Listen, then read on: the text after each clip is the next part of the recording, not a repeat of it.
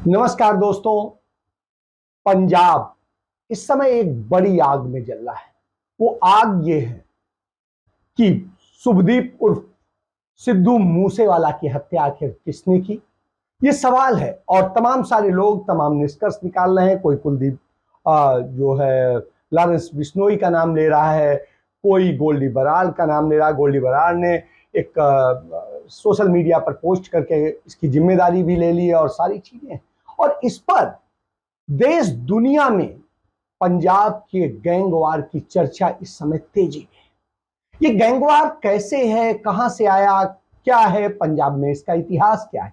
क्योंकि पंजाब कोई गैंग का उस तरह से, जिस तरीके से यूपी बिहार और उधर के इलाकों में गैंग्स पनपते हैं, जिस तरीके से नक्सल गैंग्स पनपते हैं पश्चिम बंगाल, झारखंड, छत्तीसगढ़ और महाराष्ट्र और उधर के कुछ हिस्सों में, आंध्र के कुछ हिस्सों में, तो यहां पर उस तरह की स्थितियां नहीं थी। पंजाब में एक तो धार्मिक आतंकवाद था, सिख आतंकवाद था। उस आतंकवाद की जड़ें अलग खालिस्तान को मांग के लेकर के रही हैं। और उसके बाद में गैंगवार कहां से आई? गैंगवार जो शुरुआत होती है पंजाब में, उसकी शुरुआत पंजाब यूनिवर्सिटी से होती है, छात्र संघ से होती है।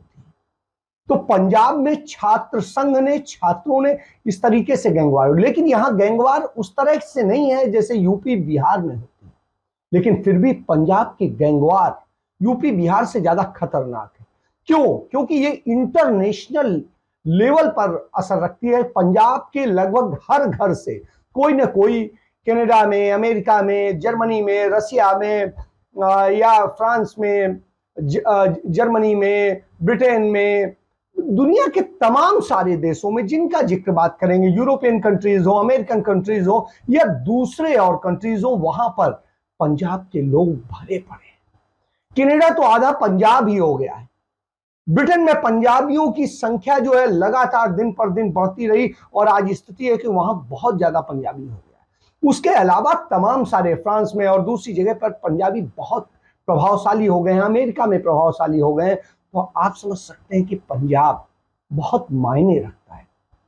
और पंजाब इन्हीं कारणों से यहां की जो म्यूजिक इंडस्ट्री है वो बहुत मायने रखती है। जिस समय आतंकवाद को खत्म करने का सिलसिला चला, उस समय में पंजाबी म्यूजिक का बड़ा इस्तेमाल। पंजाबी म्यूजिक के जरिए एक बहुत सौहार्द पैदा करने की कोशिश की गई और लोगों को जोड़ने की कोशिश की गई और एक तरह से अमन चैन कायम करने की कोशिश की गई। पंजाब की जो फिल्म इंडस्ट्री है वो भी बड़ा ग्रो करी और किस तरीके से पंजाब से बहुत सारे एक्टर्स निकले, बहुत सारी चीजें। तो आज हम ये समझते हैं कि किस तरीके से, आपको याद होगा पिछले साल दिल्ली में गैंगस्टर जितेंद्र गोगी जो था, उसकी रोहिणी कोर्ट के अंदर घुस करके हत्या कर दी गई थी। और कोर्ट के भीतर उसे दो वकील के भेष में आए दो जो उसके हमलावर थे, उन्होंने गोली मारी थी और 30 साल के जितेंद्र गोगी को मौत के घाट उतार दिया था। जितेंद्र गोगी और टिल्लू राजपुरिया की दुश्मनी का नतीजा था। और एक समय में आप जान लीजिए 2010 के आसपास जो गोगी है और टिल्लू राजपुरिया है, इन तीनों की जिगरी दोस्ती हुआ करती थी। लेकिन दिल्ली में जो छात्र संघ का चुनाव हो रहा था, उस चुनाव के दौरान इनमें गैंगवार पैदा हुई और आपस में एक दूसरे से वहां से झगड़ा पैदा होता है और नतीजा ये हुआ, ये एक गैंगवार में तब्दील हो गया और उसके बाद में खूनी खेल शुरू हुआ। आप ये जान लीजिए कि कुख्यात जो नीतू दबोदिया है, 2013 में पुलिस इनकाउंटर में मारा गया था। खुद को वो डॉन कहलाने वाला जो नीरज बावानिया है, वो भी जेल चला गया था। गोगी भी जिस तरीके से और टिल्लू के बीच वर्चस्व की इसके बाद में बिल्कुल तेज हो गई और 7 साल में आउटर दिल्ली हो, नॉर्थ वेस्ट हो, आउटर नॉर्थ जिले हो, हरियाणा के इलाके हो, राजस्थान के कुछ इलाके हो, यहां इनका बहुत बड़ा गैंग पनप गया था। और इनको असलहों की सप्लाई कहां से होती थी? पंजाब से।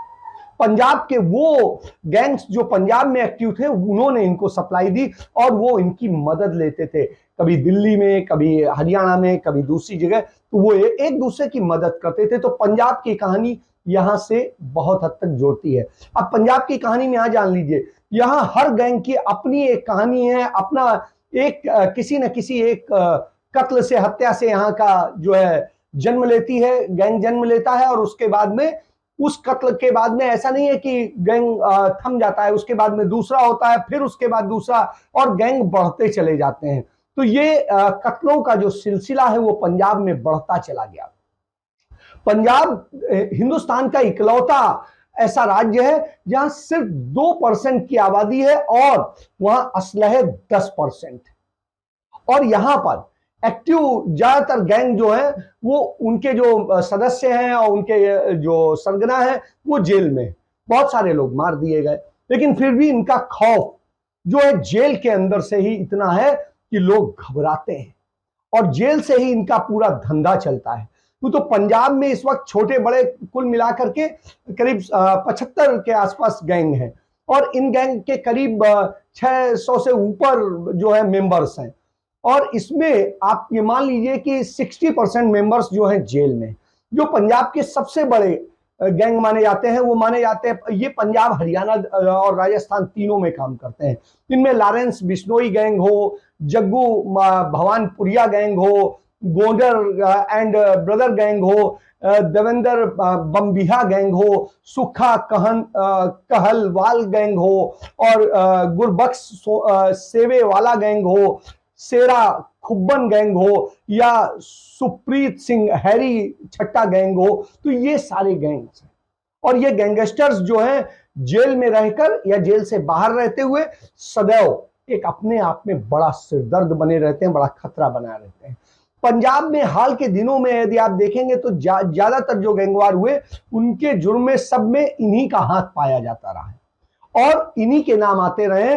वो ऐसे भी ये लोग जेल के बाहर रहे या जेल के अंदर रहे, इनका जो है काम उसी तरह चलता है, उसमें कहीं रुकता नहीं है। कोई सोचे कि जेल में होने से वो होगा, और ये यहाँ के पुलिस से और दूसरों से मदद लेकर के जहां इन्हें खतरा महसूस होता है तुरंत जेल चले जाते हैं, और बड़ी सुविधा से जेल चले जाते हैं। और पुलिस बड़ी बड़ी प्रेस कॉन्फ्रेंस करके ये बताती है कि हमने इस जो है मुठभेड़ में इस गैंग को गिरफ्तार कर लिया, इनके ये सदस्य गिरफ्तार कर लिए, और वो जेल जाते हैं, और जेल के बाद में जेल से ऑपरेट करते हैं, और जेल में उन्हें सारी सुविधाएं मिलती है। सबसे बड़ी चीज है कि सारी सुविधाएं जेल से ही मिलती हैं, और जेल से ही सारे गैंग चलते हैं।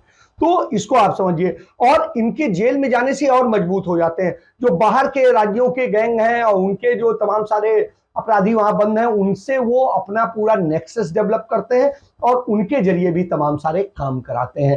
तो ये जाना जा सकता है। इसके बाद में ये भी है कि गैंग के जो सरगना है जेल में जाने के बाद इतना ताकतवर हो गए कि उन्होंने जो जेल के बाहर रहते हुए थे उससे ज्यादा ताकतवर हो गए। इनमें लॉरेंस बिश्नोई इसकी सबसे बड़ी मिसाल है। लॉरेंस बिश्नोई वो गैंगस्टर है जिस पर ये आरोप लग रहा है कि उसने सिद्धू मूसेवाला का कत्ल किया, और पुलिस भी जो कह रही पूछताछ में कि हाँ उसने कबूल कर लिया है, लेकिन अब कितना सच है कितना नहीं है इसका कोई पता नहीं है। सिद्धू मूसेवाला के पिता ने देश के गृह मंत्री अमित शाह से मिलकर के आग्रह किया है कि इस मामले की सीबीआई से जांच हो, और जो है मुख्यमंत्री ने आग्रह किया था कांग्रेस पार्टी के सवाल उठाने के बाद में कि इसकी हाई कोर्ट के जज से जांच हो, लेकिन हाई कोर्ट ने मना कर दिया। तो अब आप लॉरेंस जो है पुलिस कांस्टेबल का बेटा है, और जो पंजाब के अबोहर से आता है। उसने चंडीगढ़ में ही डीएवी कॉलेज से पढ़ाई की, और यहाँ बीए फर्स्ट ईयर में वो 3 बार एग्जाम में फेल हुआ था, और यहीं पर वो स्टूडेंट ऑर्गेनाइजेशन जो है पंजाब यूनिवर्सिटी का सोपू से वो चुनाव भी लड़ा, हार गया था, और यहीं से इसकी गैंग्स की शुरुआत होती है। यहाँ जो छात्र गुट जीता था उसी के साथ इसका झगड़ा हुआ, और जुर्म की दुनिया में उसने कदम रखा। रंगदारी, वसूली, हाईवे रॉबरी, किडनैपिंग, और इस तरह से तमाम सारी घटनाओं में इनकी इन्वॉल्वमेंट बढ़ती गई, और इसके बाद में वसूली इतनी बढ़ गई, अब ये बड़े बड़े केसेस के जिम्मा इनके सिर आ जाता है, और इनका कीमत बढ़ती जाती है, और उस कीमत से बड़ा नेक्सस पुलिस का, सियासी और पूंजीपतियों का, और इन सब के लिए वो काम करते हैं, और उसमें भारी पैसा कमाते हैं, और इनके पास में पैसे की कहीं कोई कमी नहीं रहती, संसाधनों की कमी नहीं रहती, जिससे जो कहते हैं वो देता है, क्योंकि किसी को भी गोली खाने की इच्छा नहीं होती। और लॉरेंस पे ही इस समय करीब 30 से अधिक मुकदमे हैं। इसके अलावा वो जोधपुर में भी जब पकड़ा गया था राजस्थान में, वहां से वो लाया गया, फिर दिल्ली तिहाड़ जेल में पिछले 7 साल से है और वहीं से चला रहा है। और इसके गैंग में माना जाता है कि सबसे ज्यादा सदस्य इसी गैंग में है जो 400 से अधिक है। और गोल्डी बराड़ इसका बहुत विश्वसनीय भरोसेमंद साथी है जो पूरे गैंग को बाहर रह के कनाडा में रह करके ऑपरेट करता है। और गोल्डी बराड़ ने पंजाब, हरियाणा, राजस्थान, दिल्ली समेत कई जगह कत्ल कराए में लॉरेंस बिश्नोई ने उसकी मदद की। और जब पुलिस उसके पीछे पड़ी तो वो भागकर कनाडा चला गया। 2015 में लॉरेंस पकड़ा गया तो तब से वो जेल में है और उसका काम अब गोल्डी बराड़ देखता है। कहां से? कनाडा से बैठ के। आपको ये भी समझना होगा कि सुखदीप सिंह उर्फ सिद्धू मूसेवाला की जब हत्या की गई मानसा के जवाहर के गांव में जाते वक्त, तो उस समय हत्या के बाद पंजाब में कोहराम मचा। गैंग ऑफ पंजाब की जो रियल शूटिंग होने की आशंका बढ़ गई है। और उसके बाद में स्थिति है मूसेवाला की हत्या के बाद बराड़ का ने सोशल मीडिया पर, जिस तरह से मैंने पहले बताया कि उसने पोस्ट किया कि उसने जिम्मेदारी ली कि उसने हत्या कराई और उसकी हत्या जो अकाली दल नेता था, युवा का और गायक था विक्रमजीत सिंह मिद्दू खेड़ा, उसकी हत्या कराने में कहीं ना कहीं मूसेवाला का एक बैक रोल था, ये मानते हैं। और इसलिए उन्होंने इसका बदला लिया है। उन्होंने पोस्ट में लिखा भी था कि मूसेवाला का नाम हमारे भाई विक्रमजीत सिंह मिद्दू खेड़ा और गुरलाल बराड़ की हत्याओं में शामिल था। लेकिन पंजाब पुलिस ने उनके खिलाफ कोई कार्रवाई नहीं की। हमें यह भी पता चला कि मूसेवाला हमारे सहयोगी अंकित भादु की मुठभेड़ में भी मुखबिरी करने वाला था और मूसेवाला हमारे खिलाफ काम कर रहा था, इसलिए हम उसकी हत्या कर रहे हैं। इस हत्या के पीछे कुछ दिनों बाद जो आप समझिए दिल्ली के गैंगस्टर नीरज बवाना ने सिद्धू का बदला लेने की कसम खाई थी। तो अब नीरज बवाना भी ये देखिए आ गया। तो दिल्ली, पंजाब, हरियाणा, राजस्थान और चंडीगढ़, ये पूरे इसके एक जिसे कहेंगे ऑपरेशन इलाके हैं और इसमें होते हैं। फेसबुक पोस्ट में टिल्लू ताजपुरिया, दविंदर बबिया और कौशल गुड़गांव जैसे अन्य गिरोहों को भी टैग किया गया था कि हालांकि टीएफआई वीडियो जो स्थिति है, ये कहा गया था कि जय बाबा की दुखद खबर मिली कि सिद्धू मूसेवाला दिल से हमारे भाई थे। तो आप समझिए इस तरह से कहा गया कि हमारे भाई थे और 2 दिनों में हम परिणाम देंगे। और जब ये सारी चीजें आती हैं तो निश्चित रूप से लगता है कि आखिर कुलदीप बिश्नोई के गिरोह ने इसकी हत्या कराई है जो जिम्मेदारी ले रहा है, या किसी और ने कराई है क्या नहीं है, ये तो जांच पे ही आएगा। लेकिन ये जरूर है कि इस पूरे रीजन में गैंगवार एक बड़े रूप में आ रही है। और गैंगवार क्यों आ रही है बड़े रूप में, इसको समझना होगा।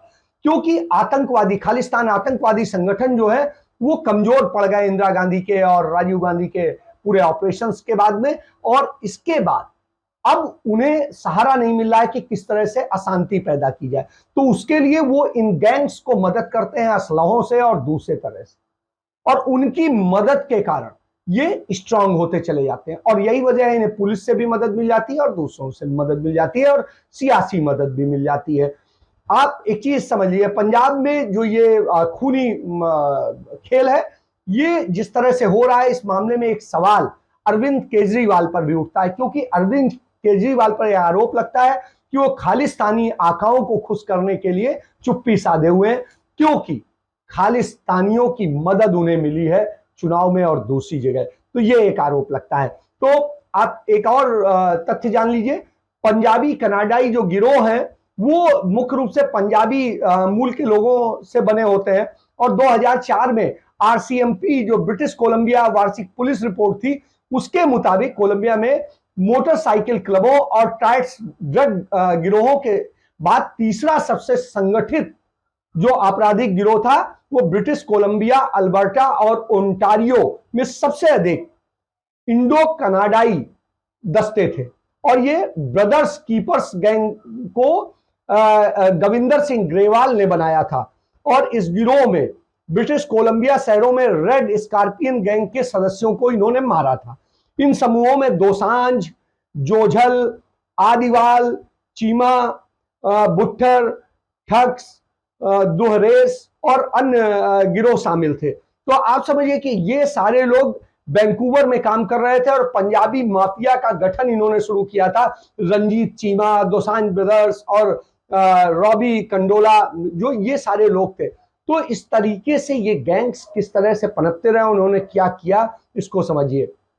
इसके बाद में बॉलीवुड में जिस तरह से अंडरवर्ल्ड ने वसूली की, आपको याद होगा कि दाऊद इब्राहिम और ये सब, तो ये इनके आइडियल बन गए और दाऊद इब्राहिम इनके आइडियल बने। और दाऊद इब्राहिम के कारण क्या हुआ, इन्होंने भी सोचा कि पंजाब की जो सिंगर और बॉलीवुड है और ये सब इंडस्ट्री है, तो जो म्यूजिक इंडस्ट्री और फिल्म इंडस्ट्री, उसमें कैसे वसूली की जाए, इसको लेकर के है।